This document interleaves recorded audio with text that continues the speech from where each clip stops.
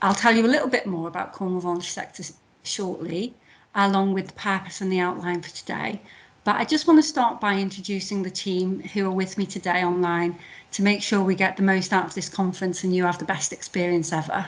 We've got with us today Laura Bonds, Shanice Morris, Sarah Phillips, and we've also got with us Tom Underwood from NHS Horizons, who I've been chatting to, and Brendan McKay from Salesforce. We may also have a couple of other staff joining us in and out today, Ellen, Rudge and Amber Davis, who are mainly going to be on the Chaos TV channel throughout the day. In addition to the conversation we're hosting here on Teams, we are hosting a conversation on Chaos TV, and links to that are within the pre-conference pack. But do let us know in the chat box if you haven't got your links, and we'll do our best to sort that out. So for now, I'd just like to invite you to get settled with your coffee or your tea from wherever you're joining us today, because we're going to do a bit of an icebreaker to get us going. I'm going to be asking you where you're joining us from, what your hopes are for this event, and how Cornwall makes you feel. And Tom's going to start us off by explaining how to use Mentimeter so that you can participate in this icebreaker. Over to you, Tom. Thanks very much, Helen. So there's a few different ways you can join Menti, and we'll be using this throughout today's session. So I'll keep posting links into the chat box to get onto Menti. So that will always be there throughout the session. But you can also join by scanning the QR code with your phone. And the very first question is a phone-based question. The rest you can do on your computer, but the first one you'll need to scan the QR code. Or you could also go to menti.com and type in the number 46 36 41 87. So the first question, as I'll leave that slide up just to give you the joining information, but the first question, as Helen mentioned, is where you're joining us from. So there's a bit of a map you can pin yourself where you're joining from on your phone. So please do scan the QR code and start popping up where you're joining from, and I'll bring that up on screen in just a second. This is a Cornwall map, so if like myself you're not quite in Cornwall, then you can be a bit creative with where you put your pin. Maybe it's where you'd like to be. Fantastic. So I'll just share those results as they're coming in now. Just as people are joining as well, if you wouldn't mind putting yourselves on mute, that would be fantastic. Just whilst we're getting started, that's great. So how does this look, Helen? What you're expecting?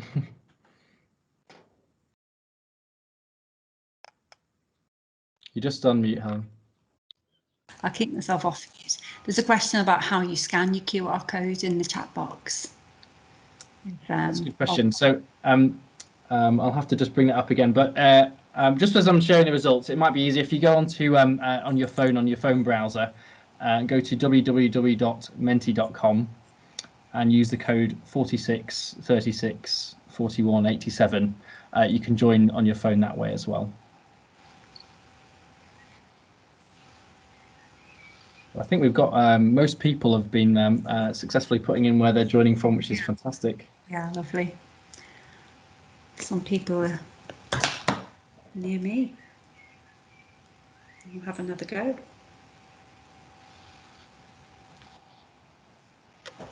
So that's great to see where colleagues are joining us from today, and thank you for that first part of the icebreaker. So I've just had another question about what the code is. So the code is just this one at the top of the screen here. So that will stay up there as well. But for the next question, we can also use the link in the chat box as well. So if you'd like to answer on your computer as opposed to your phone. Would you like me to move to the next question, Helen? Yes, please, Tom.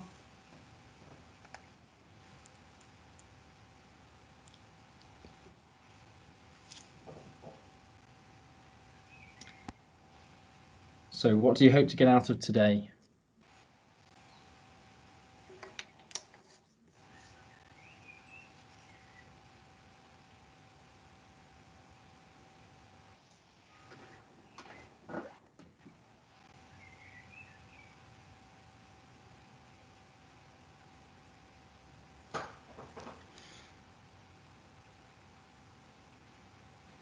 Yeah.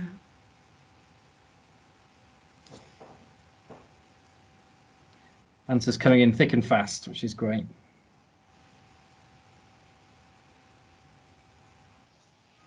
Worth noting, as well as using the chat box, as using Mentimeter today for gathering responses, you can of course use the chat box as well. So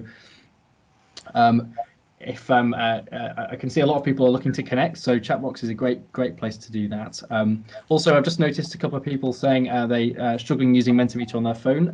That's no problem. I'll pop the link into the chat box. It says link to Menti, so you click on that on your computer, you'll be able to answer all the questions on your computer as well.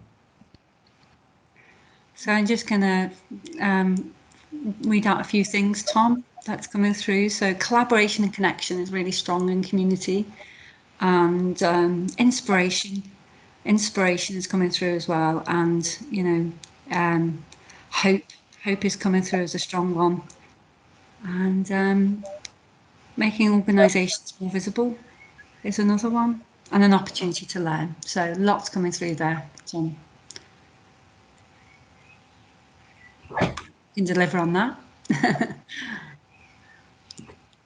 Fantastic, yeah. And I think most people have successfully been entering in there, which is great. I think we've got about 81 with us already. Fantastic. Lovely. Shall I move on to the next question? Yes, please.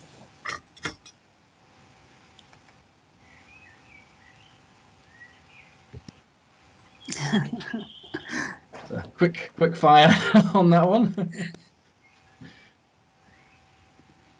So how does Cornwall make you feel? So you can pop a 25 character response in there, and hopefully we've got a bit more than just that first one.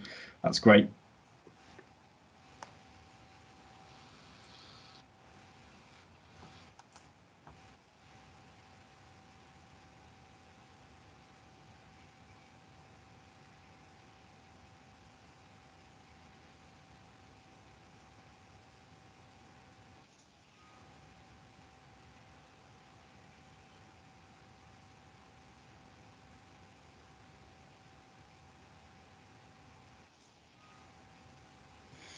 Wow, lovely cloud forming there. And incredibly positive, which is lovely. But a lot of words around joy and peace and calmness and feeling healthy and warm and calm. Feelings of pride, along with being energized and special and creative. Wow, a lot of love for Cornwall. There's some other feelings of uncertainty and at times feeling sad too and frustrated. But generally, colleagues are feeling joyful, which is nice. And some words in the chat as well. Lucky to live here. I'm feeling proud. Proud is coming through really strong and clear. Pride for place. It's lovely. That's great. So, okay. So, thank you, colleagues, for travelling, virtually travelling here today to be together. And I'm happy for us to move on, if that's okay. We've got in this section, before we get going with our main speaker, a couple of really short films to show you as well in this sort of prelude. I'd just like to start by saying there's one truly special person who is virtually joining us today. Unfortunately, not in person online with Teams, but she sent us a pre-recorded address to affirm and recognise the work of the voluntary sector and volunteers. I'm delighted to welcome you to the Cornwall Voluntary Sector Forum's virtual conference, Co-Creating Cornwall's Future. Today, the eyes of the world are on Cornwall, on her beautiful scenery, extraordinary history, and impressive environmental innovations. Those of us who love Cornwall treasure these things, but it is right that we always take a moment to focus on another of her outstanding attributes, the wonderful work of the volunteers and charities across the county. This work is often unseen and unsung. It is undertaken in true Cornish style quietly, without fanfare or fuss, by individuals and small groups who seek neither thanks nor praise. I should, however, like to thank and praise all of you who serve voluntary organisations in this region. As the proud patron of several charities who are based in the southwest, including the Cornwall Community Foundation, I know something of the vast difference that you make to others. Together you've touched countless lives, whether through supporting parents who have tragically lost a child, creating communities for older, isolated people, rescuing those in danger with the Cornwall Air Ambulance, or stewarding our precious natural and economic resources for future generations. In some cases, such as Shelterbox, your work extends overseas, transforming despair into hope.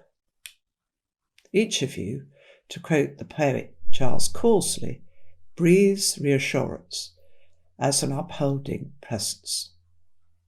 You may never know quite how valuable your upholding presence is to those whom you help, but allow me to end with a good Cornish expression to thank each and every one of you. You are really doing a proper job. I hope you have a very enjoyable and fruitful conference. Thank you very much. So I hope you enjoyed that. And on our behalf, we thank Her Royal Highness for those kind words. And it's lovely that she's really captured the heart and the essence of just the humility and the modesty and the service of the voluntary sector and volunteers in Cornwall. She's really, really understood that. So just to say then, as soon as I heard that the G7 was being hosted in Cornwall, we began with our colleagues in the voluntary sector to come together. We formed a working group and we started to consider ways that we could co-create a better future and design this conference that would be really meaningful, and it would shine a spotlight on those individuals in those communities. And we wouldn't seek a way of having any fanfare ourselves as individual organisations, but it would be a very collective conversation about what was important to you. You have amazing ideas and passion, and you have all that's required to improve Cornwall's future. Before the event, we invited you to join our social media campaign to hear from you how Cornwall makes you feel. And it was called IAmCornwall, and please do continue to join that campaign. It doesn't finish today, so there'll be an opportunity for people to continue to share what you love about Cornwall and how it makes you feel. I just want to show you a compilation of what you said for a few short minutes on our next video, if that's okay. Thanks, Tom.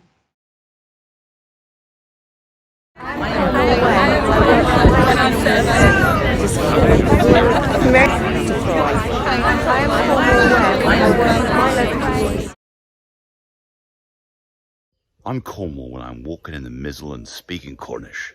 Fattle you and Garaheth you. What's the weather like today? Splan you. It's great. I am Cornwall when I'm on the beach with my friends and in the water with my dog.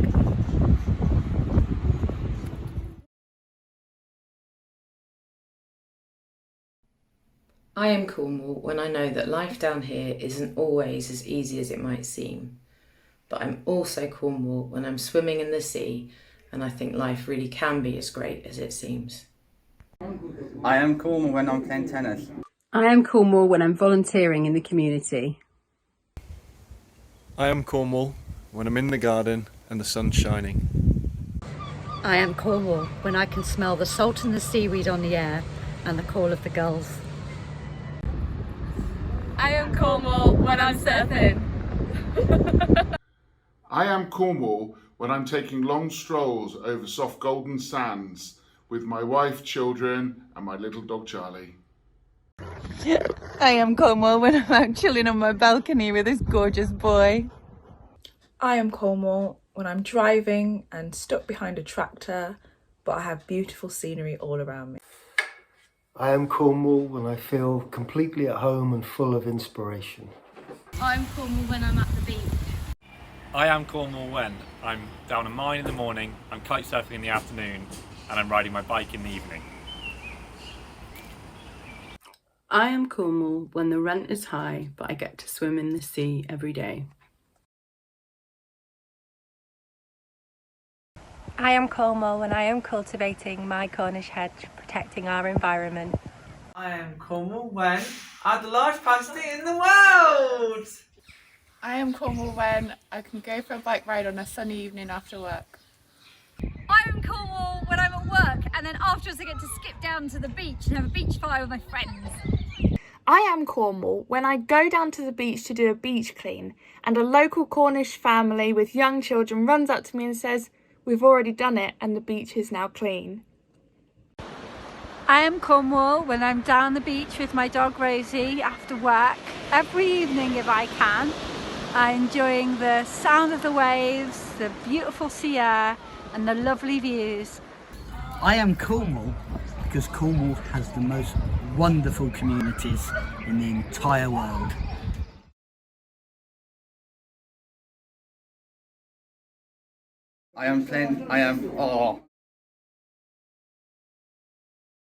Hopefully we delivered on what many of our colleagues wanted to see, which was real life people saying things that were true and important to them. So that was our effort. So I'm just going to move us on a little bit now from that video. And thank you for the feedback in the chat coming through. It's lovely. Okay, so the participation, the conversation doesn't stop there.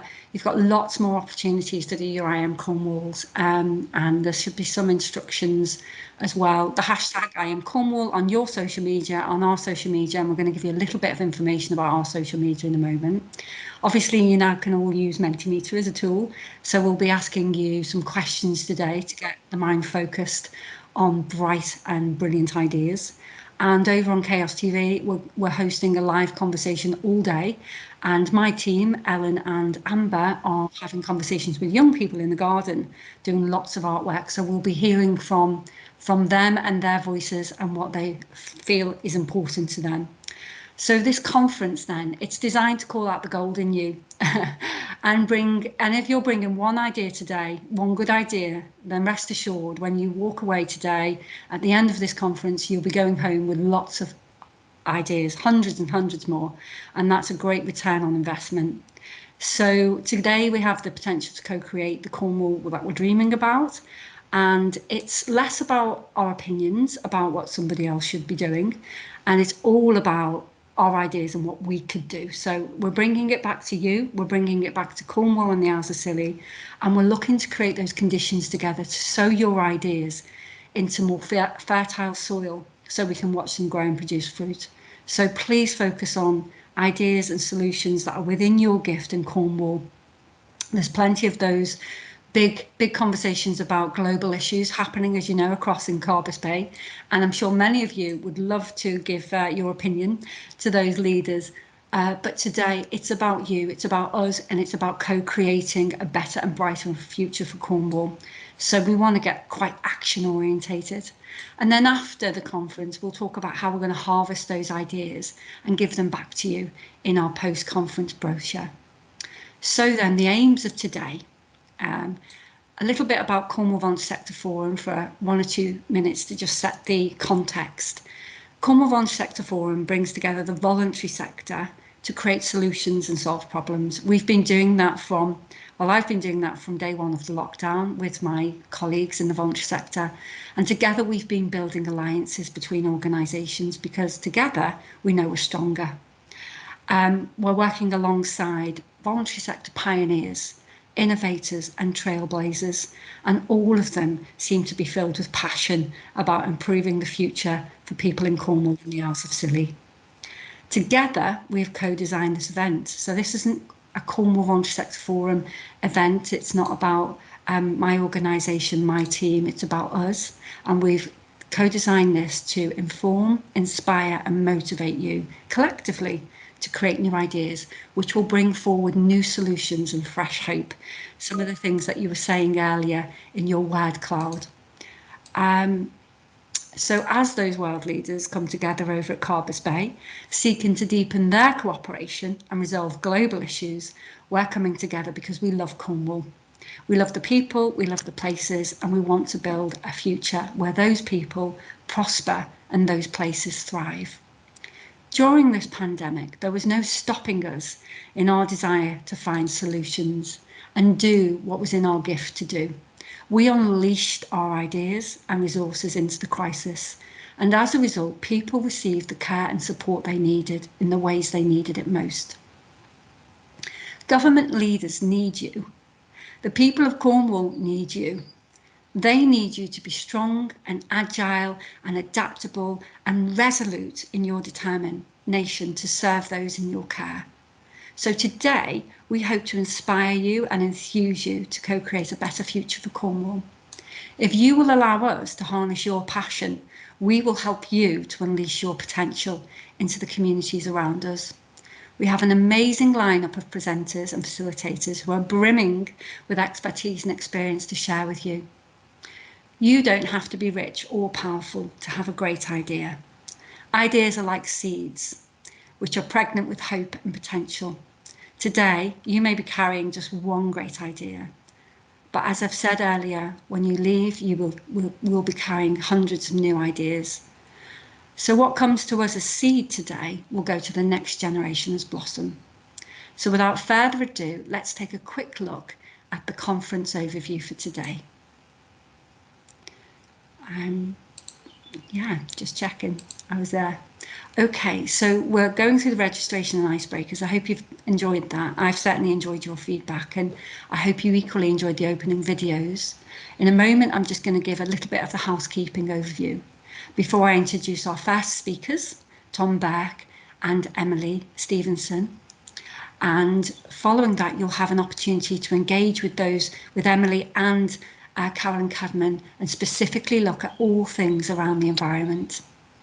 Then we'll be followed into a conversation led by Cassie Robinson as our sort of keynote speaker in that section.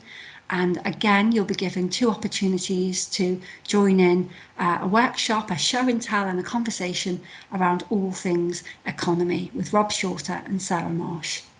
Then we'll have a short break where you can get to see more films that we've created for you on those themes, or you can choose to just have a nice break and a rest from today. When you come back from lunch, we'll have Professor Sir Michael Marmot talking about health inequality, and we're doing something a bit special in that section. We're going to try our best to facilitate a conversation between you and Michael. He'll give a 10-minute input, and then it'll be followed by a 30-minute conversation. And then you'll have an opportunity to join Hazel Stutley and Carolyn Dan. And I'll introduce every one of these speakers to you with a bit of a biog before you'll hear from them, just to give you a sense of who they are and what they're bringing today. Last but not least, we'll have Andy Gilbert. He's coached me personally. I was very privileged to have him coach me. He founded a company called Go Make a Difference, and he's going to be leading us out full of energy and enthusiasm around how we can translate those amazing ideas we gather all day into practice and how we can take some action on them. And then at the end of the day, I'm going to invite you to pledge towards co-creating a better future for Cornwall. And we've got an online pledge, which I'll be inviting you to sign. So just before we get into introducing you to environment, very quickly around housekeeping, and I'm sure I'm preaching to the converted here, please focus on solutions. I know that your opinions are important, and I know that you want to tell the right people to be doing the right things, but today let's focus on us, what's within our gift, what we can do in Cornwall, so your brilliant ideas that you have within your gift to do something about. And whilst you're sharing them, please respect one another's opinions. We can respectfully agree to disagree. And so we respect confidentiality. Some of this might be quite emotive for you, and you might want to share something, that is personal to you, but we respect that confidentiality, and we will be sensitive. And we'll also be kind and supportive as well. So be generous, be kind and supportive. That's who you are in terms of voluntary sector and partners. I know it's at the heart of your DNA in terms of your own values and principles. I'm now just going to hand you over to Tom, who's going to take you through some technical instructions today so that you get the most opportunity to participate. And I think There's a slide somewhere that I will return back to around how you can participate across some of our channels as well. But for now, I'll hand you over to Tom to say a few words on the technicality today. Thanks, Helen. So a couple of quick things. Firstly, you might want to see a few more people than just the kind of the top 6 on your screen. So if that's something you'd like to do to kind of see who else is in the room, you can turn this off and on yourself. Is if you go to the 3 dots in Teams, so that might be at the top of your screen or along the taskbar at the bottom. And if you click on those 3 dots which say More Actions, you can also choose Large Gallery mode or Together mode, and that will, as you can see on the screen right now, let you see either lots of people or kind of people in an interesting setting like a lecture hall. The second point is about turning captions on in Teams, and we've popped a link in the chat with more information about this as well, and we'll follow up with that again later. If you would like captions for this session, you should also be able to find that in the 3 dots area too. So if you click on the 3 dots button followed by turn on live captions, that will give kind of captions of everything we're saying today. There's more options there for device settings as well if you do have any questions. Can we ask that you kind of stay on mute whilst you're not speaking, though you can unmute yourself, or if you would like to kind of raise your hand if you do need to say anything. Otherwise, please do put any questions, thoughts in the chat box, and we'll get to them there first. Thanks, Helen. Thanks, Tom. Could we just jump back to the how to participate slide with the social media information on in the deck, if you can find it, Tom? I skipped over it, apologies. So hopefully you've had the pre-conference literature with some hyperlinks in there anyway to the various rooms and to Chaos TV, where you can watch some of the conversation happening on that channel. There's our Twitter handle there, at Cornwall VSF. If you want to put more IAmCornwall videos across, up to 30 seconds on your phone, please feel welcome. Our numbers there, as well as our email address, and we'll be doing Mentimeter questions. I'll start by saying the lowdown on the environment in Cornwall. We've got 404 registered charities operating in Cornwall, and we've got some categories of animals, environment, conservation, and the non-registered number of self-organised groups is far higher. A couple of facts and stats then. 80,000 kilograms of litter was collected by volunteers during 2019, the equivalent of 50 cars. 4.1 million tonnes of carbon annually, based on 2016 data, was produced. And this reduced substantially throughout the national lockdowns, as we all know. I'm just going to go to slide 14 now in the pack and show you a really nice picture. Tom Burke and Emily Stevenson, and as that picture is up, I'm going to say a few short words about Tom and Emily, as promised, just to introduce you to our speakers today. So it's my great pleasure to introduce you to our first pair of guest speakers, Mr. Tom Burke, CBE, and Emily Stevenson, also known as the Beach Guardian. Tom Burke was the Executive Director of Friends of the Earth in the late 70s. And the Green Alliance for most of the 80s, and was a special advisor to 3 Secretaries of State for the Environment between 1991 and 1997. And now he's the co-founder and chair of an organisation called E3G, which is a think tank focused on climate change. He is joined by Emily Stevenson, and the two will have an engaging conversation discussing their ideas and reactions to what our world leaders are going to need to prioritise, and what this means for the world and for Cornwall. Just quickly on Emily Stevenson, she's 23, a marine biologist and the co-founder of the award-winning social enterprise Beach Guardian. She's powered by passion and a budding environmental reporter.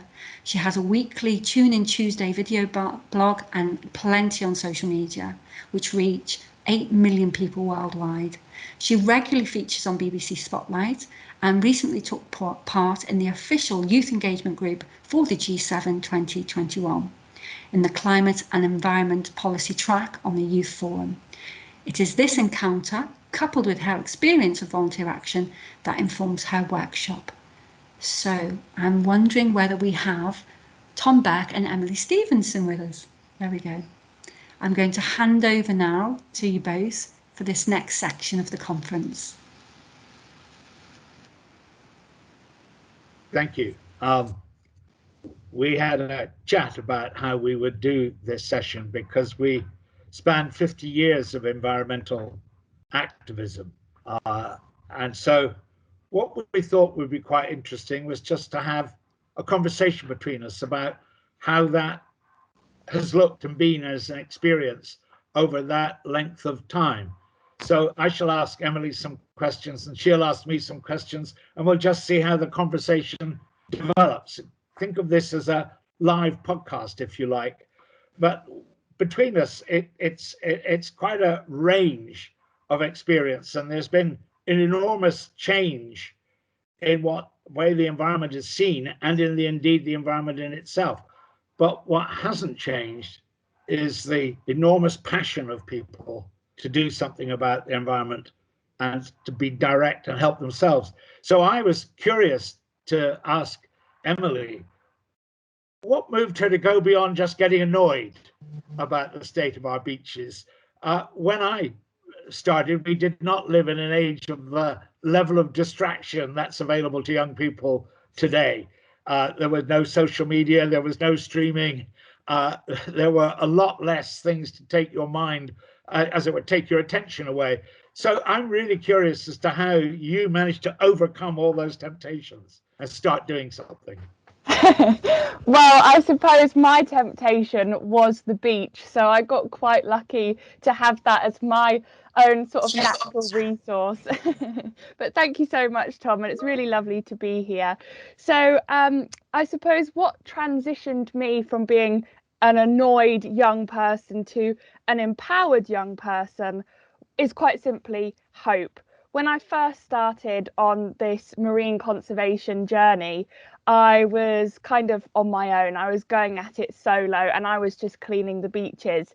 And it wasn't until I started Beach Guardian with my father that once we had this community of volunteers together and we were doing things together, I began to see the hope. And that is what made me transition from being an angry person that couldn't, just felt helpless. I felt like I wasn't even beginning to make a difference. But now every single day I get to see other people make a difference. And that was the change. And that's what we need to do, is make sure that we're working together, which is why it's so fantastic to be with so many other wonderful people in this call today. But how about you, Tom? I'm interested. What got you started 50 years ago when you joined Friends of the Earth? It was, funnily enough, it was a kind of taking back thing. I saw a story in a newspaper about Friends of the Earth's first campaign, which was to take back to Schweppes the one-trip bottles that they were then advertising very vigorously as their great brand new product. And I saw this story, and so I kind of, because in those days, you couldn't tweet somebody. I wrote and said, I'm really interested, I'd like to help. And they wrote back, and completely spontaneously, lots of groups had sprung up around the country that wanted to do something. So they wrote back to me and said, well, we're going to do another bottle dump. Would you like to help?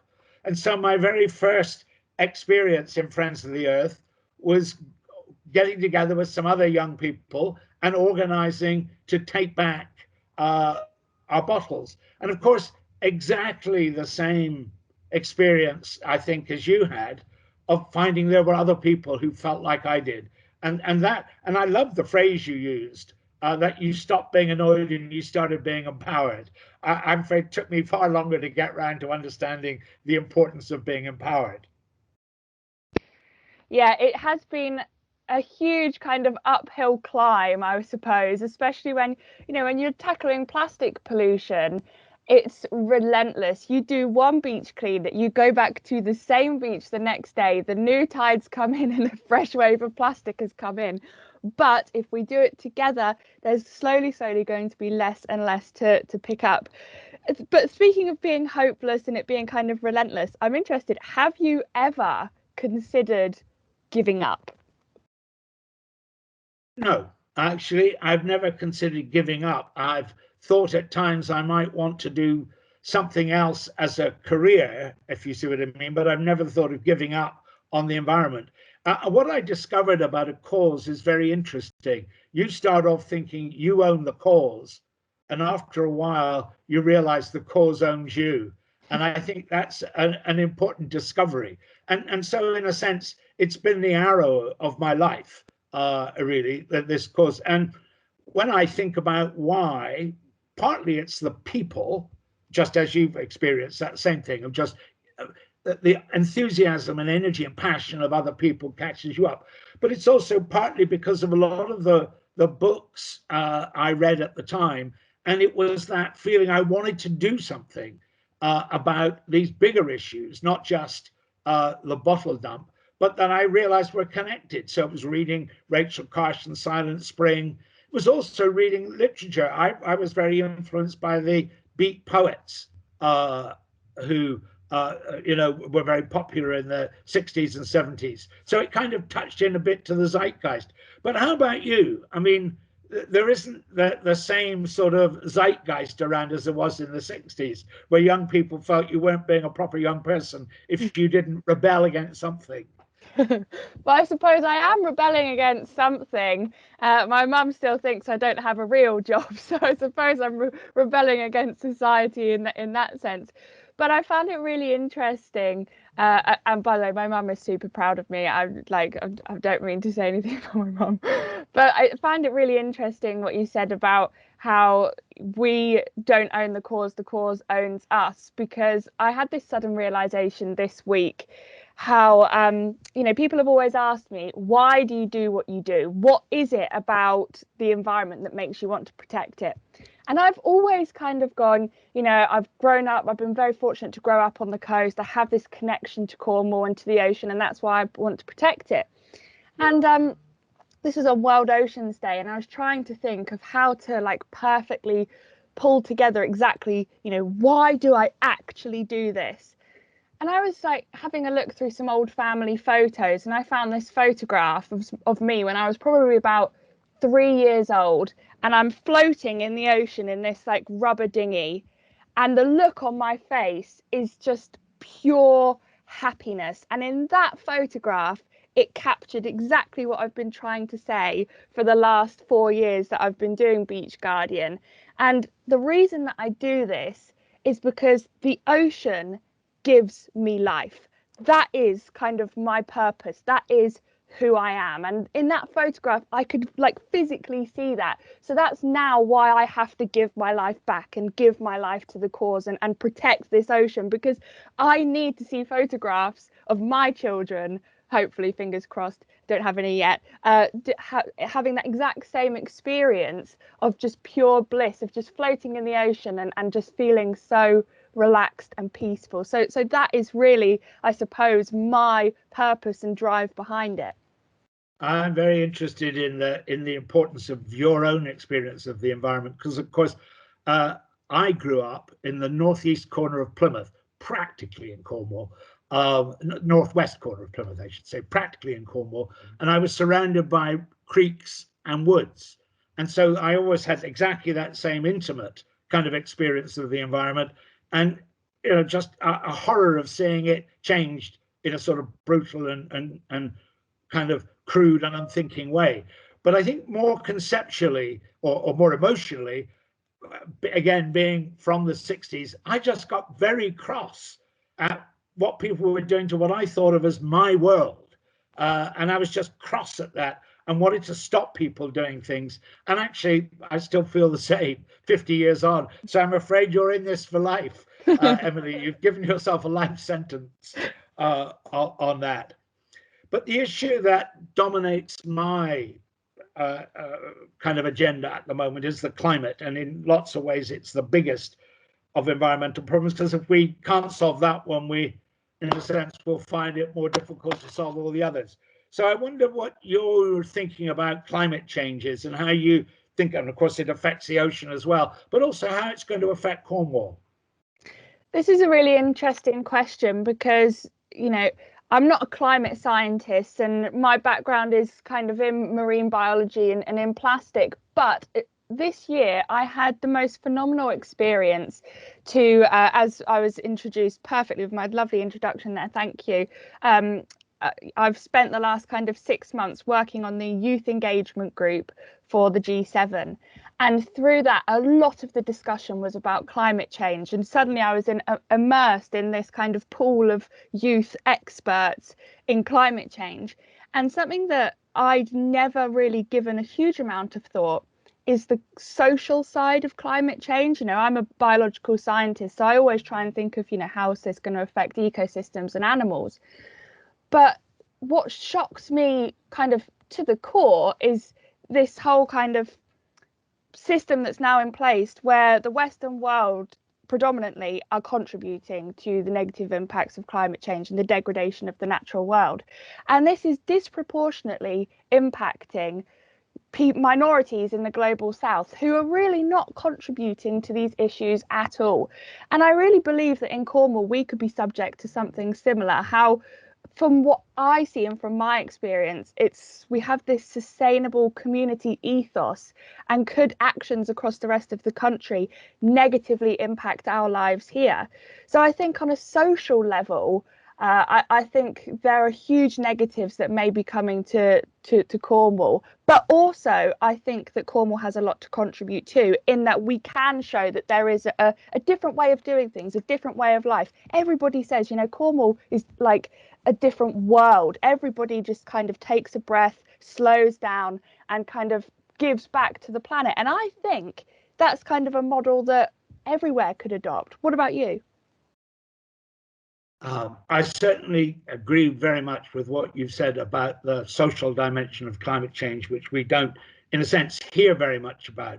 But rather like the virus, rather like COVID, it's a problem everybody shares. Nobody's going to escape from COVID. It's here in the world. It's not going away. We're all going to have to live with it. If we don't vaccinate people everywhere, then we'll all remain exposed here. So we're now living in that world in which we can't escape from the consequences of the problems we share. And I think that's absolutely true about climate change. And climate change will enormously affect the lives of everybody if we fail. Now, we can succeed. I mean, climate is not an insoluble problem. I, in some ways, think you've taken on a more insoluble problem with plastics in the ocean. But we already have the technologies we need in order to solve this problem. And we know we won't wreck our economy to do it. It's really making the right decisions and how we get to make the right decisions to do that. But if we don't, the consequences will flow to everybody. And if I think, I mean, interestingly, just to take an example out of our current experience with lockdowns, if climate policy fails to solve the problem, then much of Southern Europe will not be a great place for tourism by the middle of the century. And that means, as we've seen with the virus, a lot more of those tourists will come flocking in to Cornwall. So even at that very kind of prosaic level, you can't escape the consequences of whether we succeed or fail on the climate. And that's going to matter a lot more to your generation than to my generation, simply because you'll be living with the consequences. So I wonder what you think about that and what you say to your peers, people like you, about what they need to be doing now and how they need to be thinking. Yes, I think this is really important to kind of acknowledge the importance of young people kind of having a voice in decision making. And this is something, again, that this year I've become really, really, really passionate about with my work with the youth engagement group for the G7. Because I realised, you know, 50% of the world's population are under the age of 30. And yet less than 3% of world leaders are under the age of 30. So we have to realise that the decisions made by world leaders today directly influence the lives of tomorrow.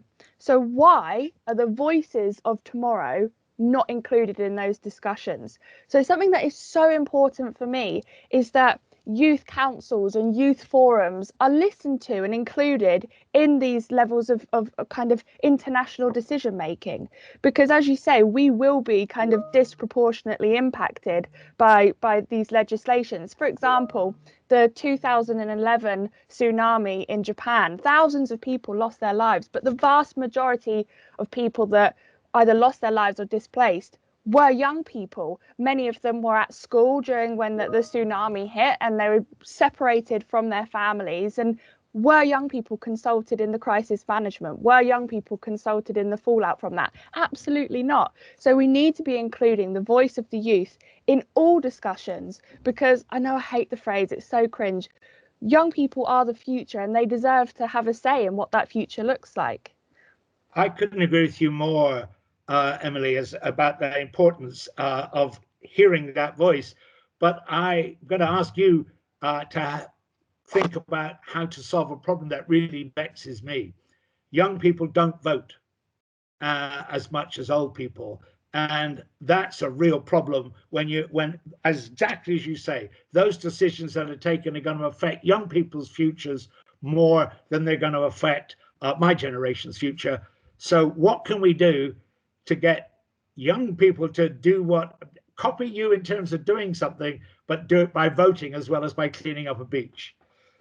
I think you're right. And I think the problem is that it's not that young people don't want to vote. I think young people don't feel like I think young people feel like they can't actually make a difference. So they think, what's the point in voting? Because I'm a young person. Is it really going to make a huge difference? So I think it comes down to, again, feeling empowered. If you feel like you can contribute, if you feel like you can make a difference, then that is what you're going to do. So that's why we need to go into schools and engage with young people to make sure that they kind of have this same empowering feeling that I do, that I know I can make a difference, but you have to proactively go out and do it.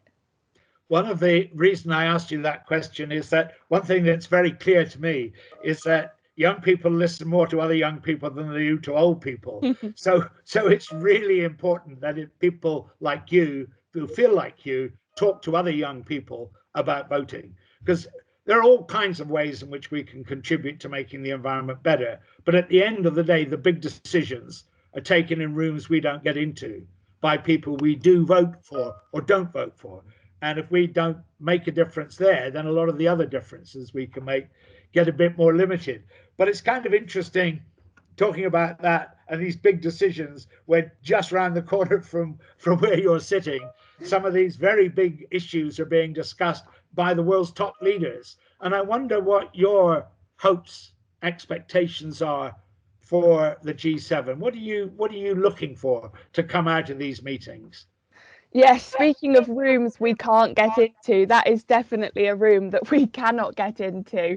But yeah, the G7, to tell you the truth, I can't wait until it's over. It's literally been, and I'm sure many other people feel the same, but I do see it as a huge opportunity in that if it was going to happen anywhere in the UK, with it happening in Cornwall, I think we have the most to offer in terms of what can be learned in terms of kind of conservation and environmentalism. And what I really, really want the world leaders to appreciate is just how much of a resource the environment is. And I know that the kind of forefront of everybody's minds is going to be thinking about the preservation of human health, because obviously trying to come out of this COVID-19 pandemic, that is a huge priority. But for me, what has been made crystal clear is this link between environmental health and human health. Only by protecting environmental health can we protect human health. The COVID-19 pandemic is a suspected animal origin, and it comes from, the overexploitation of exotic wildlife. So if we can preserve and protect wildlife and the environment, we will limit the impacts on human health. And it's not just, physical health, but mental health as well. Something that I've seen, particularly in young people, is this issue of eco-anxiety, this kind of fear of inheriting a damaged planet. So if we can ensure that the planet is protected and not damaged, then that's reducing again these impacts on mental health and well-being. So what I really would like to see is that during the discussions about COVID-19 and reducing the chance of pandemics in the future, these world leaders recognize that can only be achieved if we protect the environment too. How about you? Well, I think you put your finger on the starting point, Emily, and that's we've got to do something to make sure that vaccines are available all over the world. And I was very pleased to hear this morning that President Biden has committed to putting 500 million doses of vaccine available, and been followed by Johnson. If the rest of the leaders follow suit, then that's at least a start on doing and at least making possible things. Because I think without a sense of fairness around the world, it's going to be very hard to get people to cooperate on the environment and on climate in particular. But I think two other things I think need to come out of this meeting. That we've had a pretty bad economic hit here because of the vaccine, and we're well prepared to cope. I think in much of the world, people have their economies have really been knocked backwards. So I want to see something come out of this G7. So how we're going to help most of the rest of the world, not just the developed countries, not just the G7. What are we going to do to get their economies recovering? Because if their economies don't recover, then they can't address environmental problems. They can't do their share in decarbonizing the energy system. Now, that means that when they do that, that recovery spend has got to be green spend. So we've got to do, as the phrase goes, build back better. We know how to do that. So it's a real political mistake, political failure, if we don't make that recovery green. But I think if we put those two things together, three things really, recovery, vaccines, and climate, then I think we'll have a good sign coming out of this G7 that the world's leaders are beginning to pay serious attention to this. Yeah, absolutely. I think that's such a kind of powerful sentiment of combining all of those three things. And I think that is what is so critical, is that we can't try and address things separately. Everything is interlinked. Every issue is connected to one another, and we have to tackle all of them. And I've just seen in the chat coming through, I think it was Lisa said about providing opportunities for young people to connect with the outdoors and have outdoor learning opportunities. I think this is so important, is that if we can, for me, I've been very lucky to have the ocean on my doorstep for my entire life, but many people, even children in Cornwall, don't even get the opportunity to go to the beach. You'd be so surprised the amount of schools we've been into, and some of the children have never been to the beach, and it's literally 20 miles down the road or closer than that. So something that I think that the world leaders should really kind of consider is using this natural resource that we have to inspire change. And one of the policy recommendations that the Youth 7 actually recommended to world leaders was that climate and environment education is mandated in the curriculum across the G7 nations. So I think that would be a really fantastic place to start, is making sure that this kind of information is disseminated at the kind of next generation, if you like. I'd add a bit more to what you. Amazing conversation, and just letting you know you've got 5 more minutes. Thank you, guys. Thank you. I'd add something to a word you used. It's not just about the curriculum. What was interesting about your experience and my experience is it both started in an experience of the natural environment. And I think when you think that most people live all over the world, not just in this country, in cities, then it's not just a matter of making it something in the school, which is very, very important, but it's also giving people that opportunity to have the experience you and I both had of just getting with it. I love the way you talked about being in the water as being so important to you. My equivalent of that, which I was lucky enough to spend part of last weekend doing, was to walk in ancient woodlands, in some of the diversity of those woodlands, which is my equivalent. but we've got to wrap up quite soon. So let me ask you a final question. What do you hope for most about the future, and what do you fear most about the future? Well, the thing that I hope for most in the future is hope. I think the most tragic thing that I've witnessed is that so many people now, even some of the most dedicated environmentalists that I've met, are struggling to see the hope and struggling to see that we can actually solve this.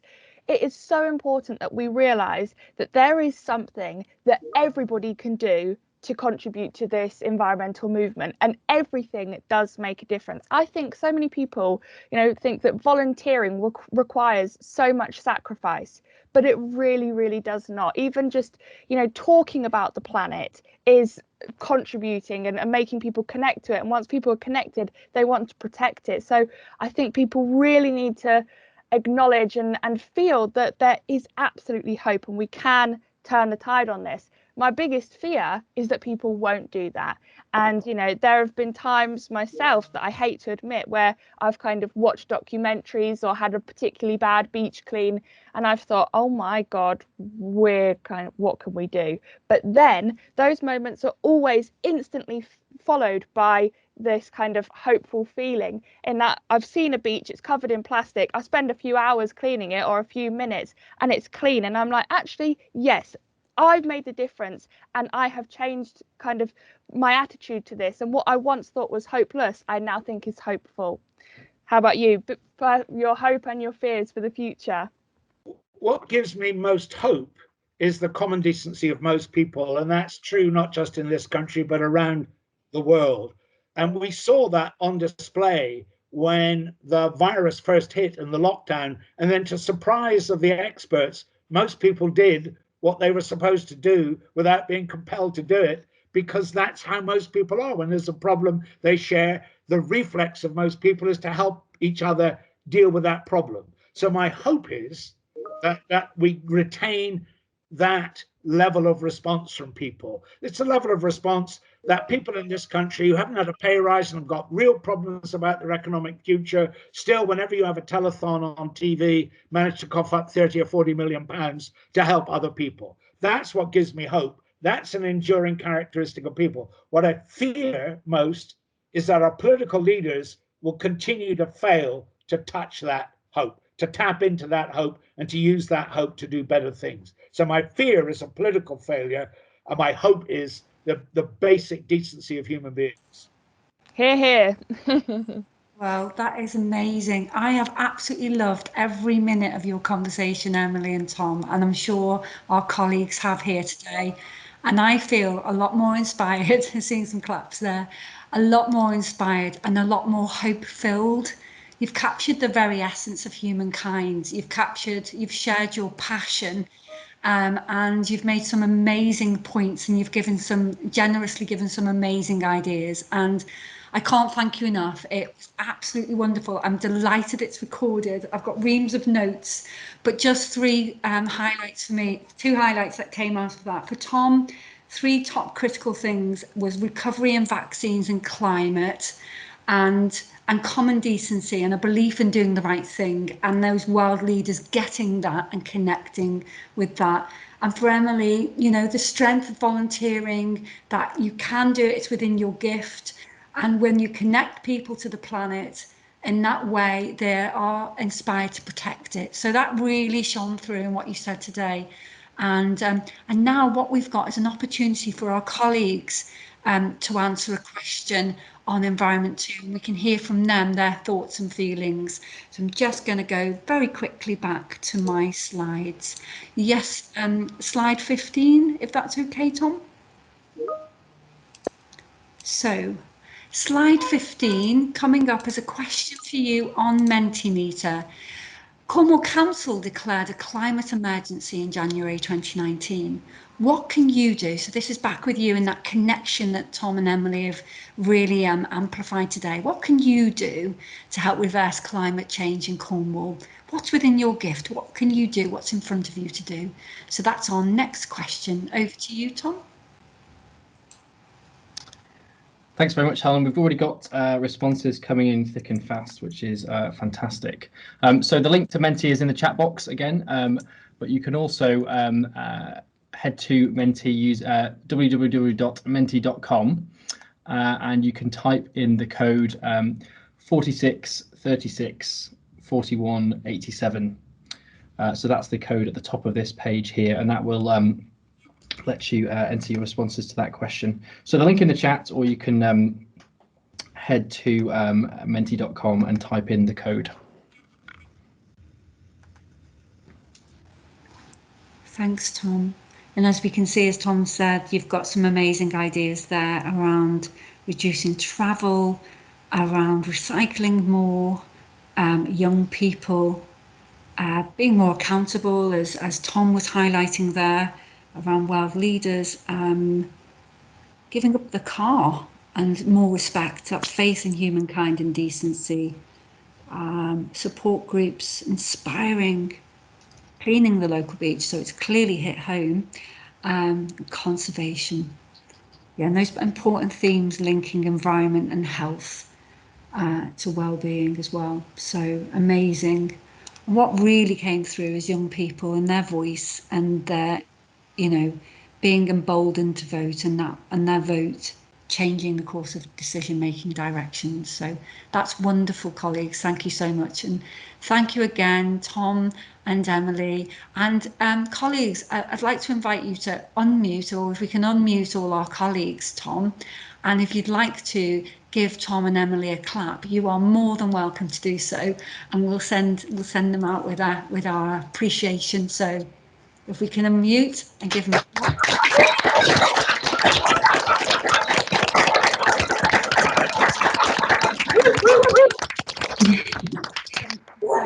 I hope you feel appreciated, Tom and Emily.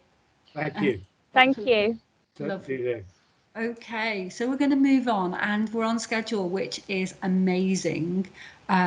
We've now got this opportunity to give you a chance to join our colleagues in breakout rooms. And sorry, and before we do that, slide 16, I'm just going to give you a brief introduction, colleagues, to our workshop facilitators today. We're going to carry on inspiring and informing you. So without further ado, I'd love to introduce you to Carolyn Cadman. She's the Chief Executive of Cornwall Wildlife Trust, and their consultancy, Cornwall Environmental Consultants, also. Carolyn's team manage over 55 nature reserves across Cornwall. They work with 1,400 volunteers and local groups each year. The team provides friendly business advice to landowners on wildlife, along with farmers, fishermen and other businesses. They advocate low carbon and nature-based solutions to the challenges Cornwall face. Welcome, Carolyn, and I'm sure colleagues are really looking forward to hearing from you. And by the way, a fantastic job on your film that was released yesterday on LinkedIn. I loved it. So we've got Carolyn there, and also I think we've got Emily as well, who's going to continue talking with you about all of the things that you've heard from with Emily's inspirational speech today.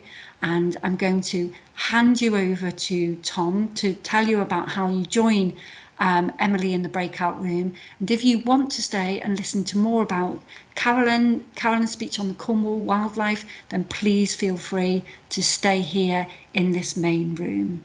Over to you, Tom. Thank you very much, Helen. So what I've done is posted a link in the chat to the agenda document, and that's how you came through to this session. It's also on the Eventbrite page as well. And Emily's talk will be in the breakout room. So if you open the agenda document and find breakout room 1, or in the agenda, you can click on Emily's name. That will take you straight over to Emily's conversation in that breakout room. And Laura and Brendan will also be over there helping people get over. And as Helen's already said, we are staying in here for Carolyn's conversation. So yeah, you can access that link either via the initial invite on Eventbrite, or you can click on the links in the agenda document, which are in the chat. If you do have any questions about moving over to the breakout room, please do use the chat box and we'll get straight to you. and also there's the chat box in the breakout room as well. So feel free to make your way over now, and we'll hopefully get started in a minute or so once everyone's moved over.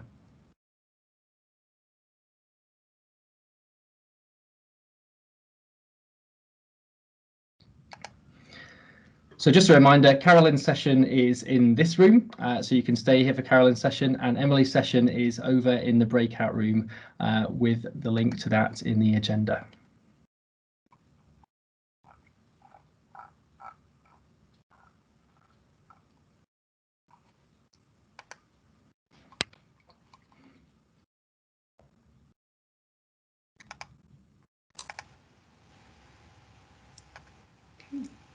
So just give colleagues one more moment to move across if they are. And Tom, when you see it might be looking like we're ready to go, if you could nudge me. Of course. So a couple of people have moved over, which is great. And just keep an eye on that. As I said, if you do have any questions about moving over to the breakout room, do pop those in the chat box, and we'll get straight to you. Anyone struggling, just let us know in the chat box, and we'll give you some support. Looks like a good number have moved over there, which is fantastic. So maybe just a couple more seconds just to make sure people have. It's a difficult decision to make, and I think I'm going to try and join one on my phone and one in here. They're both such good conversations. So give people another couple of seconds just to make their minds up, and then we can get a start. Sorry, so David, you just popped a question in the chat. How do you move over? So if you see the agenda document in the chat box, and I'll just post a link to that again, that has a link to breakout room 1, which is Emily's session, or you can click on Emily's name in the agenda, and that will take you straight over there. Alternatively, there's a link to that in the initial the Eventbrite invite, so that the way that you came to this session as well. It's breakout room 1 for Emily's session. Thank you, Tom. So, Carolyn, hope you're getting ready now to present and facilitate your workshop, and Tom's going to help drive the slides for you, Carolyn. So if you want to tell him what slide you need to be on, and he will support you as well with your Mentimeter question a bit later. And I'll give you a bit of notice when you've got 5 more minutes.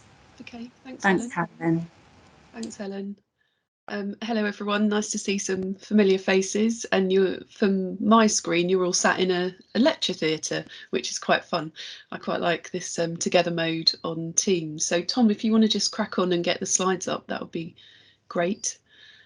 So to those of you who I haven't met, I'm Carolyn Cadman. I'm Chief Exec of Cornwall Wildlife Trust, and the Wildlife Trusts are one of the lesser known NGOs, non-governmental organisations, but we do have 850,000 members across the country, and there's full coverage of wildlife trusts across the UK. So if you're not from Cornwall, there will be a wildlife trust wherever you are, most likely in Devon or the Isles of Scilly, I'm guessing from the exercise, icebreaker exercise we did earlier.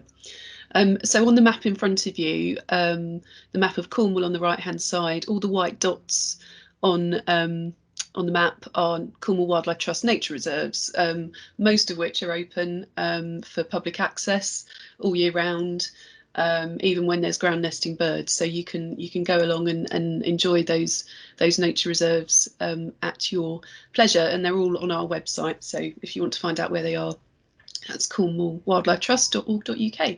So if we move on to the next slide, Tom, you know, we all know that Cornwall is beautiful, and we all know that Cornwall's on the southwest tip of the country, as it shows in red on the left hand side of the screen there. But Cornwall has challenges. Cornwall has issues. We all know that, and that's one of the sad, harsh truths about Cornwall. We are recognised as an area with low wages and with low opportunities, and we do have high levels of social deprivation. Yet what most people see is the type of Cornwall that's shown there in the middle of the screen, a kind of pretty tourist destination that's the right now full of tourists and has a brilliant reputation as being a place to go on holiday, but a not so great reputation if you're suffering from deprivation or lack of opportunity. So one of the things that's important to Cornwall Wildlife Trust and to many of the organisations who I know are here today is to work together across our organisational boundaries to provide more opportunities for everyone in Cornwall. If we move on to the next slide, Tom. One of the reasons why the G7 summit is mooted to be being held in Cornwall is because it's so beautiful. Sorry, you might hear my doorbell in the background there. Don't know what's going on downstairs. And you know, Cornwall's beauty is breathtaking, and our landscapes are amazing, and much of Cornwall is designated as an area of outstanding natural beauty as a result. But wildlife continues to be under threat, and wildlife is in decline. And if we move on to the next slide, Tom, what we're doing in the Wildlife Trust is trying to raise awareness of the fact that, yes, Cornwall's beautiful, but those dolphins, the resident pod of bottlenose dolphins on the top left of that screen, that live in Cornwall, with increased tourists, with increased residents using the sea for recreation, those dolphins are under pressure, just as the globally rare grey seals are on the bottom right-hand side of that screen as well. Both of those species get spooked when humans come close. It impacts on where they breed and it impacts on where they feed. And we need to raise awareness of these issues so that people are using the countryside responsibly. And the sea, obviously, because you don't get many dolphins and grey seals in the countryside. If we move on to the next slide, Tom, Cornwall Wildlife Trust, we were inspired by a State of Nature report in 2019, and we were inspired to find out whether the headline statistic of 41% of species in the UK being in decline, we wanted to know how that played out in Cornwall. So for the last 6 or 7 months, we've been working with our citizen scientists, people who are out there collecting data about wildlife and wildlife related matters in Cornwall, and we've pulled together a State of Nature Cornwall 2020 report. Again, you can access it on our website. We published it earlier this week to coincide with G7, and what it tells us is a pretty grim story. Cornwall matches the rest of the UK in terms of much of our wildlife being in decline. We've got nearly half of our terrestrial mammals being found in fewer places. And when I say terrestrial mammals, think hedgehogs. We've got nearly half of breeding birds declined. And we've got 3/5 of butterflies are being found in fewer places. And those are some really massive issues. The main drivers of change are intensive fishing, intensive farming, climate change and pressures from housing development. And if you go into the full report, you can see some of those statistics, you can read about those pressures, but importantly, you can hear the messages of hope and read through the case studies of people who are actually doing something about it. One of whom, of course, is the marvellous Emily Stevenson, who we just heard from and who is in the other breakout room at the moment. Another positive message that Helen touched on earlier is the statistic about 1,000 volunteer hours going in 2019 to pick up plastic from our beaches. So people are taking action, and there is hope, but there's a long way to go. So going back to people power on the next slide, Tom. The 3 objectives of Cornwall Wildlife Trust that we're aiming to achieve and what we want to work with you and everyone to achieve, firstly, is that we want 30% of land, rivers and seas to be managed well for nature's recovery. So at the moment, our statistics say there's about 21% of land and about 7% of the sea that's protected. So we want to increase those percentages over the next 10 years. And that's a target shared with government and an international target as well. We also want, the second target that we're working towards is 1 in 4 people taking action for nature. So that's, if you think of all these people, how many people have we got in the room at the moment? About, I can't actually see the figure, but about 30, I guess.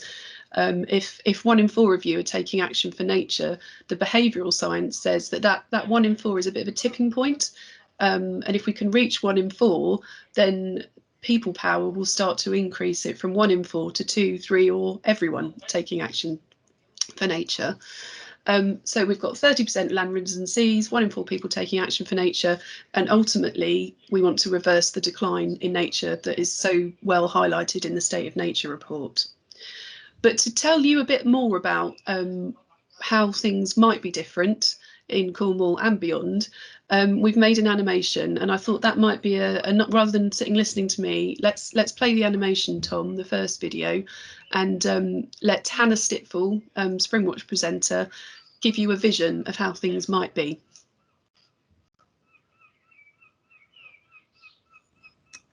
Thanks, Carolyn. I'll just pop that up for you now.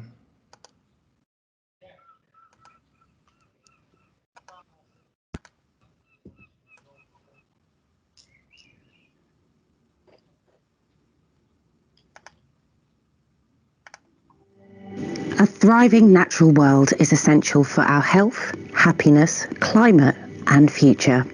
From healthy soil to grow food, fresh air to breathe, clean water to drink, and wild spaces to enjoy, nature's health affects us all. We face an ecological and climate crisis. Habitat loss, disturbance and pollution have all contributed to wildlife decline. It is a global challenge which requires action at international, national and local levels to improve. In Cornwall, farmland birds like skylarks have declined by nearly 30% in the last 25 years. We have globally significant species of wildlife on our doorstep, and we can restore and recreate habitats to encourage species back. For example, the Cornish chough returned after an absence of 28 years when clifftop grasslands were enhanced. Cornwall Wildlife Trust sees the need for a nature recovery network. This means protecting and creating larger areas of habitat that are connected by wildlife corridors, ensuring land is actively being put into recovery for nature's benefit. By mapping the current environment and highlighting opportunities for change, we can help ensure a wilder future. It's all connected. The draining of moorland and wetland was encouraged in the past to increase food production, but this led to the loss of many species-rich areas of habitat. Large areas of peatland soil dried out and degraded, releasing carbon dioxide, contributing to climate change. By re-wetting peatlands and regenerating natural vegetation, we can restore a higher diversity of plants and animals, as well as storing more carbon. Our farmland supports far less wildlife than it did a generation ago. It doesn't have to be like this.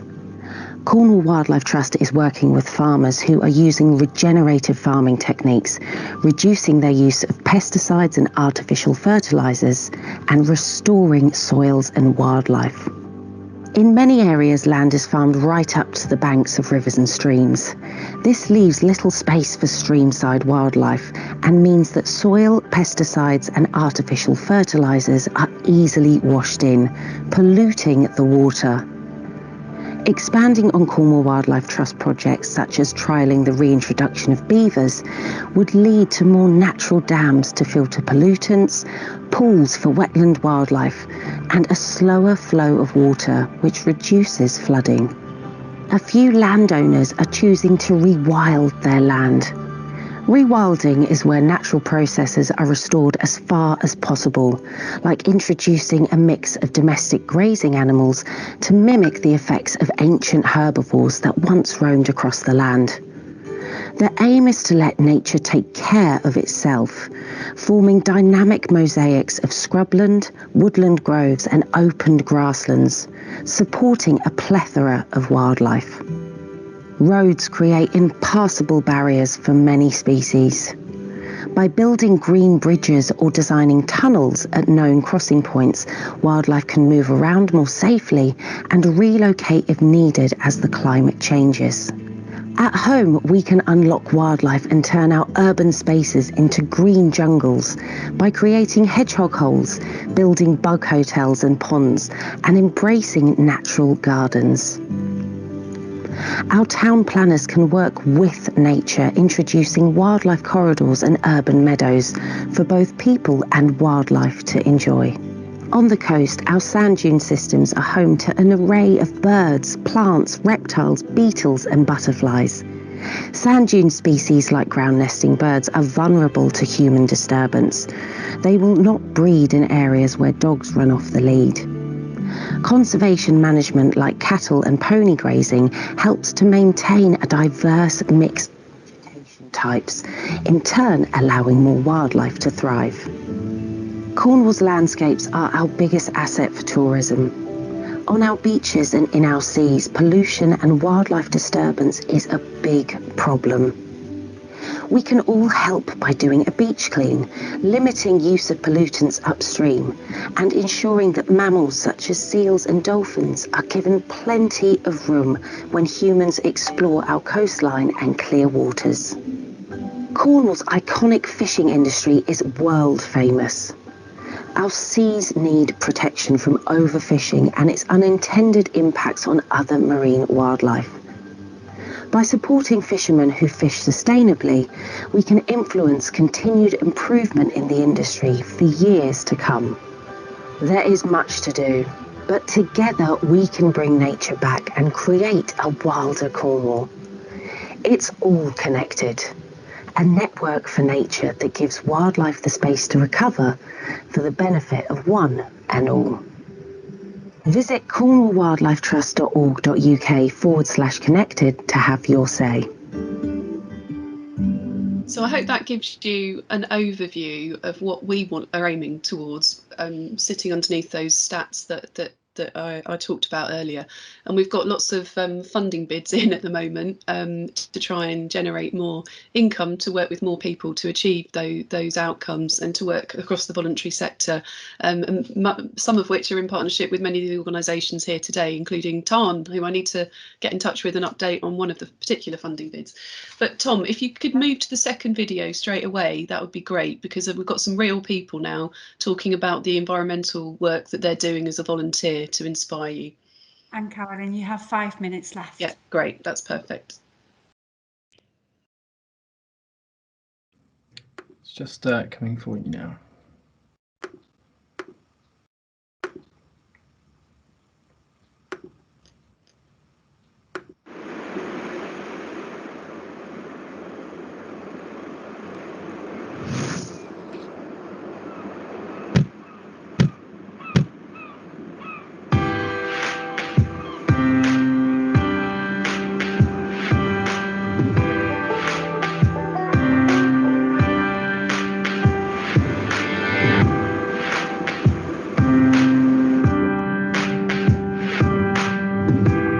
Cornwall is unique, almost an island, which is not only special in supporting an array of wildlife, but also for its coastal communities who live on and by the sea. These incredible people have come together across the county to fight for the protection of the environment when it needs us the most. That group of communities is called the Your Shore Network, who represent a really powerful voice. And over the past 5 years, that voice has got even stronger thanks to the Your Shore Beach Rangers project. Your Shore Beach Rangers is one of 31 Our Bright Future projects, a partnership between Cornwall Wildlife Trust and Cornwall College, funded by the National Lottery Community Fund. Over the course of 5 years, it is engaged with over 46,000 people, including 16,000 young people throughout Cornwall.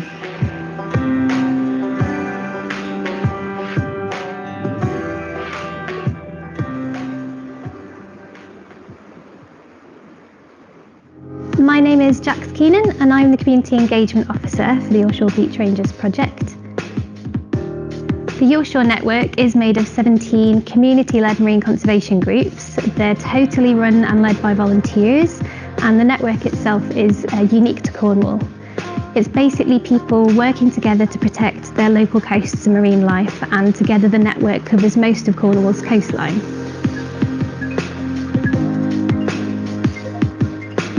We're a marine conservation group based here on the south coast of Cornwall. We cover the area between Carolyn Bay and Port Holland. We're really passionate about nature and we really love where we live. We wouldn't be here today without the fantastic Your Shore Beach Rangers project. They provide us the expertise, the guidance, the funding to make us establish this fantastic community group. They've continued with long support for us, and it's really going to leave a legacy, not just with the Trust, but with us here in our local communities. Through the Yorkshire Beach Rangers project, we've created 5 new groups for the Yorkshire network. We've also worked to strengthen the existing groups and the network as a whole. And we've done that by providing training like first aid, snorkel instructor courses and social media, and by running public events with the groups to get more people involved, more people caring for their local coast and marine life.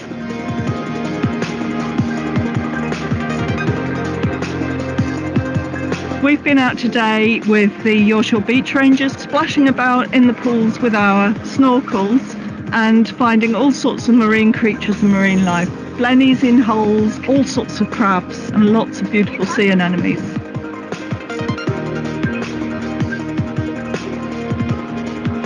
I'm with the British Aqua Club and we're down here this weekend supporting the Cornwall Wildlife Trust with some snorkeling instructor training.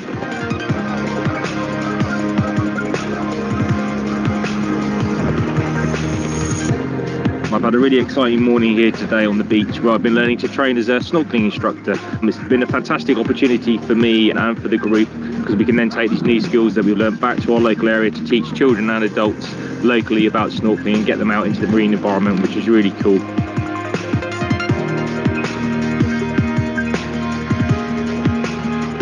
The annual Yorkshire Conference is a chance for the groups to connect with each other and with the beach rangers, and get them working together and encouraging a long-term collaboration to protect Cornish coasts and marine life. Conservation isn't really about nature, it's about people. So what we're trying to do is connect people to nature, help them to care more about it and protect the nature that we are part of.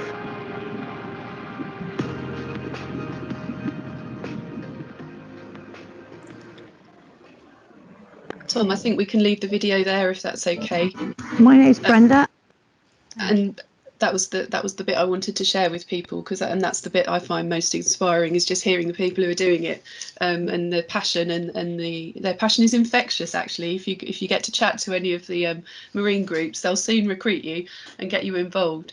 Let's leave the end slides, Tom, because they don't really add much. But what I did want to say was that if anyone is in Falmouth tomorrow, you can come along and take part in some of those activities. We've got a G7 See You at the Sea for G7 festival, outdoors, COVID friendly, and you can go and book onto a rock pool ramble or a beach clean, silent disco beach clean. There's lots of stuff happening.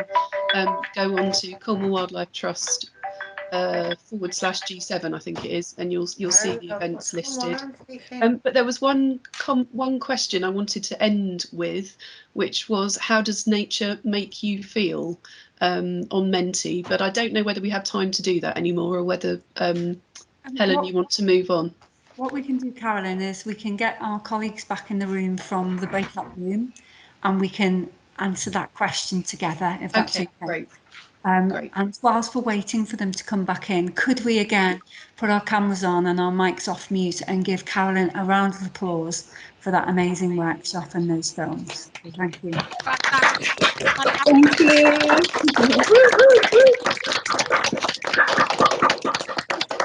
Thanks, everyone. That's the first time I've done a presentation on Teams or Zoom and had actual feedback in real time. Normally you get a tumbleweed moment and then they move on to the next one. So thank you very much. That felt nice. You're gratefully appreciated, Carolyn. It's a pleasure to work with you. So thank you for all of that.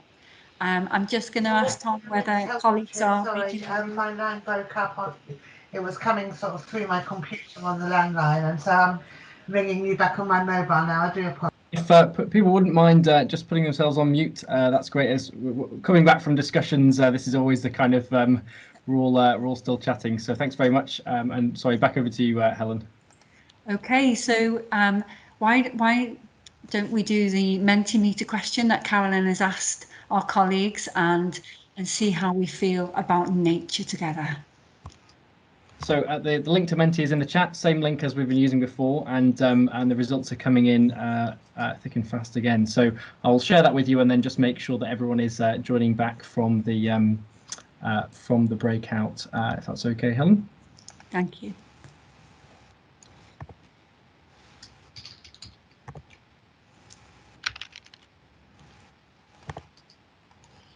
Okay.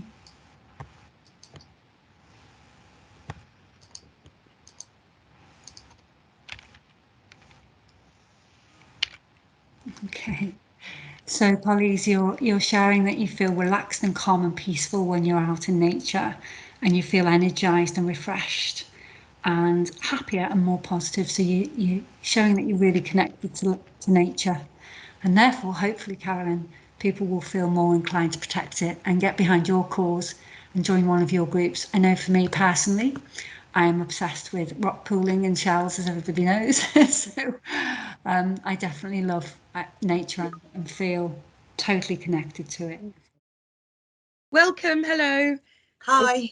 It's your fault for putting on so much amazing stuff. Not saying that I'm contributing to that. Of course you are. I always find that with conferences though, especially the physical ones. I try and run around between the rooms. God, the thought of a physical conference just seems so out of this world now, doesn't it? Doesn't it? I know. I know. Oh, yeah. Have you got one tomorrow though, Emily? Yeah, so tomorrow is my first kind of, well, actually this evening I've got some in-person engagements, but tomorrow is my first in-person conference since February last year. Oh my gosh, how are you feeling about it? I'm sweating, I'm shaking. No, it's going to be good. I'm sure it'll be brilliant, yeah. But yeah, we have to start thinking about going back to some form of normality. Although I love Teams and Zoom. I think it's such a kind of, I hate to talk about silver linings kind of in the face of this global tragedy, but the connectivity resulting from online platforms is amazing. There were weeks in lockdown 1 where I was literally going from like Florida to Ghana, like all over the world, speaking to people with literally like 0 carbon footprint. It was great. Amazing, yeah. Okay, we've got quite a few people have joined us, so over to you, Brendan. Okay, well, thank you all for joining, and thank you, Emily, for that previous session. It was really engaging and worked really well with Tom. Guys, just to introduce Emily, although you would have seen the previous session. So, as you know, Emily's a marine biologist, completed her master's recently at the University of Exeter, investigating the role of microplastics in dissemination of potentially pathogenic or antibiotic resistant bacteria. Hope I got that right. She's a co-founder of Beach Guardians and also budding environmental reporter with her weekly Tune-In Tuesday video blog and social media. Over 8 million people worldwide. Phenomenal. And regularly features and regular features on BBC Spotlight. So yeah, Emily's also won Point of Light Award from the Prime Minister and a Young Citizens Award from the Rotary Club of Great Britain and Ireland. And in 2020, Emily also received the Diana Award, one of the highest accolades a young person can achieve. Hello everyone, nice to see some familiar faces, and from my screen you're all sat in a lecture theatre, which is quite fun. I quite like this together mode on Teams. So Tom, if you want to just crack on and get the slides up, that would be great. Okay, I'm not sure. Can everyone see the slide? No? Yep. Okay, thanks, Emily. So we haven't got a presentation for this one, and really what we'd like to do is basically in the chat box, we have a question which we'll talk to and probably pull up some ideas. But what's the one thing you can do to reduce plastics in our oceans? So please, hopefully this is going to be an engaging session. So please start firing away.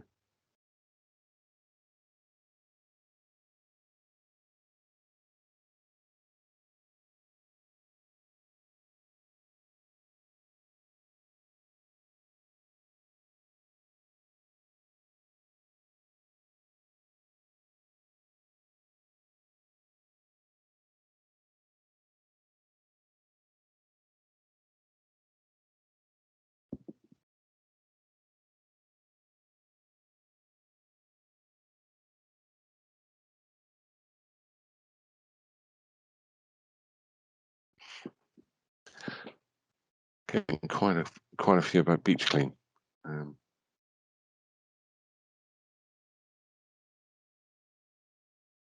That's reassuring. Yeah.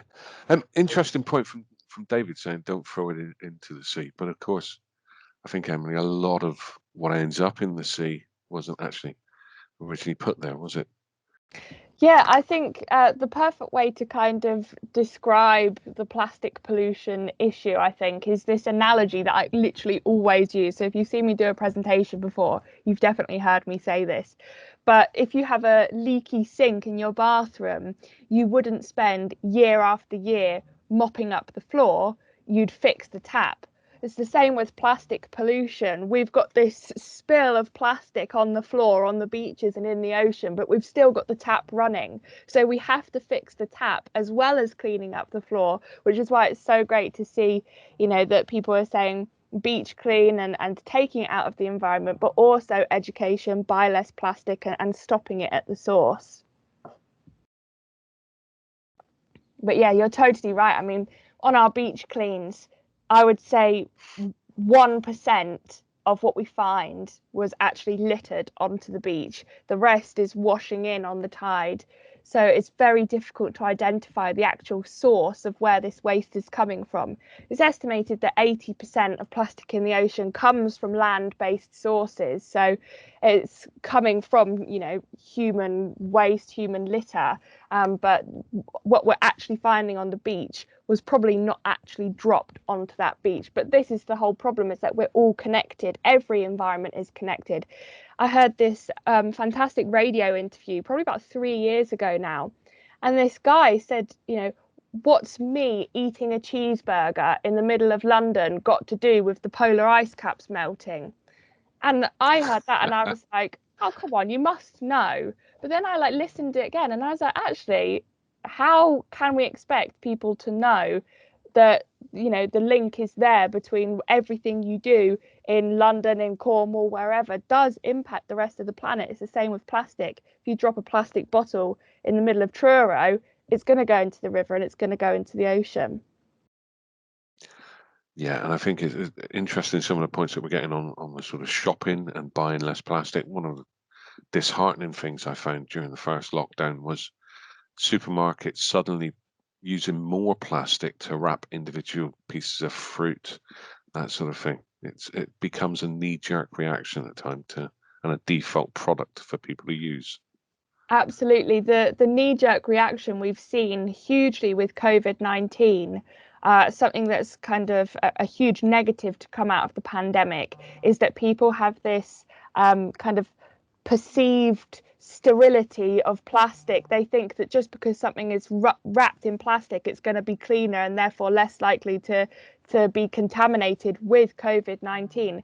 But, you know, research has shown that the virus may actually survive longer on plastic than any other material. And so actually the amount of single-use plastic that's being used has increased during the pandemic, because people think, you know, oh, if I can only use this thing once and chuck it away, I'm least likely to have it touch other things or touch it multiple times and that kind of thing. Of course, the PPE issue was a huge thing to come out of the pandemic, something we'd never seen before. So yeah, this single-use plastic and stuff in our shopping is definitely something that we can address. Yeah, and a great point by Jenny there in chat about, you know, you can't completely eradicate plastic, but what you can do is refill. And so there's definitely a push to try and refill more. I know some of the supermarkets are starting to take that approach as well, having self-service and encouraging people to bring their own packaging. Yes, definitely. Yeah, when we look at the kind of waste hierarchy, we have at the very, very top, you know, everybody thinks, you know, recycle, recycle, recycle, but we definitely cannot recycle our way out of this problem, especially with the state our recycling is in. But what we can do is reuse and refill first and foremost. I had this fantastic quote the other day, which was, the most sustainable thing is the thing that you already own. If we just have what we have and reuse it for the rest of our lives, we are no longer taking precious resources, limited resources from the planet. And that is, you know, we kind of have to look backwards to move forward, because this kind of reuse is something that, you know, in the past was just what was done. But now we just buy. I've done it myself over lockdown. You go on Amazon, you can have next day delivery. You know, yeah, it's so convenient. It's the convenience that we have to. It's this balance we need to master of having the convenience, but also having it sustainably convenient. I don't know the answers to that. No, absolutely. But hopefully, by asking the right questions and by trying to push people, we can get to the answers from somewhere. There's also a great point from Jan saying about, you know, stopping to try and stop buying plastic, but also use soap rather than shower gels. There's so many other ways that we can address this rather than just power of consumerism. What we use as well, like you say, reusing plastics. We've actually got 5 minutes left before we're due back into the main room. So I don't know if you wanted to open it to the floor to see if anybody's got any points, or would anyone like to raise their hand or come off mute to ask a question or make a point?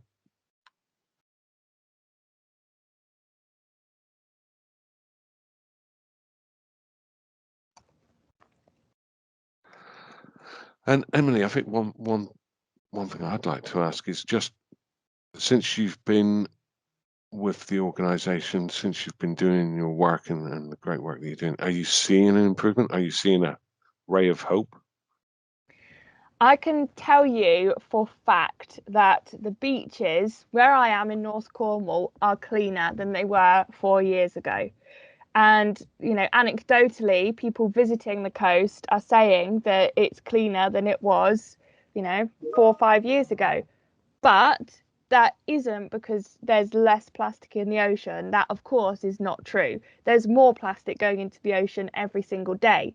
But what it is that more people in their communities are taking care of the local environment. You've got, you know, the retired lady that walks her dog every day on the beach, filling up a poo bag every day. You've got the young family that goes down after school that will take their rubbish away. You've got all different people going to the beach and going to these green spaces or blue spaces or yellow spaces, wherever they go outdoors, and they're taking responsibility for the environment. And that's only come from awareness. I think what's really important is that to realize is that, you know, 50 years ago when plastic was invented, nobody really thought, it was a very much knee-jerk reaction. Nobody really thought about the consequence of this material that was perfectly designed to never break down. People thought, it's great, we can reuse it forever and ever and ever. And then suddenly it started getting used for single-use items. And the awareness was never there. Nobody ever thought about the consequence on the environment until recently. We've had David Attenborough and A Plastic Ocean and documentaries bringing these issues into people's living rooms, that suddenly we've woken up to this issue. And I think it is such a credit to people, to society, to show the difference that we can make over a short period of time. We've totally kind of changed our ways. We've definitely passed the kind of saturation point on awareness, if you like. We can never go back. So there's absolutely hope for the future, because we're only ever going to keep moving forward. Yeah, that's great. And actually, a great question from Jenny's just come in. Are visitors becoming more respectful, do you think? She mentions litter being thrown out of car windows, that sort of thing in the past. Do you think visitors to Cornwall and to places of interest and beauty are becoming more respectful? I very much think that in the case of the visitors, it is kind of the minority that spoil it for the many, because in our experience, the tourists have always been a huge benefit to us and what we're doing. So in the summer months, well, pretty much all year round now, because, you know, we've got tourists coming across the entire year, but we have about a 50-50 split on our beach cleans and in our volunteers, where 50% of the people joining us are locals and 50% are visitors, are tourists. And that is always so special, because not only are they contributing to the community, but They are taking our message, our ethos, all of the lessons that they can learn from Cornwall and taking that home with them. We have people visiting from the entire world, and if they can come and do a beach clean and learn from our kind of sustainable message, then they take that home, and then we have this ripple effect. So there is a huge opportunity to spread awareness from the people coming to visit us. Okay, thank you. And I can see Richard Pierce has got his hand up. Richard, was there something you'd like to come off mute and say? Yeah, well, firstly, I just wanted to say thank you very much for the incredibly informative presentations and all the hard work cleaning up the beaches. I wanted to back up what you were saying about there being a lot less waste on the beaches. I went out last week with one of your friends, Action Nan, Pat Smith. I took her out on my boat and we did a marine litter pick from all the inaccessible beaches around the St Austell area, and we had to go to 5 beaches before we could find enough to fill up a bag, and that is not usual. But it's getting harder and harder to find litter. When we started out down on Carolyn Bay Beach here, I think 3 years ago, we filled, I think it was 80 bags. It was myself, the security guards, and just more and more people from the town kept coming down as it was spreading on social media. I'm very glad to say that kind of thing can't happen anymore. So I think we're moving in the right direction. But as you say, we've got to cut down on single-use plastics. And one thing as well, I see a lot of people picking up the discarded COVID masks, which I'm sure we could have a whole new discussion on. But one thing I always say to my friends when I see them picking them up is, just a minute, guys, that's discarded medical waste. That could have COVID on it. So don't just pick it up with your bare hands. Get a bag or something and be very, very, very careful with it. But yeah, look, fantastic job. Love what you're doing. And yeah, please, if there's anything we can do to help at the council, just ask, and we're very happy to help. Oh, that's really great to hear. Thank you so much. I'd love to come out on the boat. That's something. Oh, well, that we can arrange. No, it's really interesting what you say. Plastic has kind of. And also, I'd just like to say thank you very much. Oh, sorry, I think. Sorry, Emily, I took over you there. I was just going to say, plastic has almost become like Nanny McPhee. It's never there when you want to find it. Yeah, I was just going to say thanks, Jenny, for clarifying about talking inland as well. And I think it's one thing. What we need to do is take the ethos and the great work that Emily's doing and brought attention to on the coast. We definitely need to start taking that inland as well, and looking if we can't, maybe Councillor Richards, if Councillor Pierce can't find it on the coast, maybe start looking in the hedgerows and that sort of thing. Maybe that's the next step. But thank you all very much for your time. We're now out of time in this room. You should have a control that allows you, mine is in top left-hand corner of the screen, which allows you to jump back into the main room and rejoin that agenda. Thanks for a very engaged session. All the comments in chat will be captured, and we'll be sharing those, actioning those, moving forward in the next couple of weeks. So yeah, see you all back in the main room. And again, thank you very much, Emily. Thank you all. For I've just 2 great posted sessions the now. link in the chat there, but also just to be aware that Carolyn's video is still playing in the other room. So yeah, obviously, definitely hop back across. But yeah, sorry, they're running a little bit behind schedule in there. No problem. Thank you. Thanks so much, Emily. That was amazing. And good luck with the rest of because you've got more G7 events all weekend, haven't you?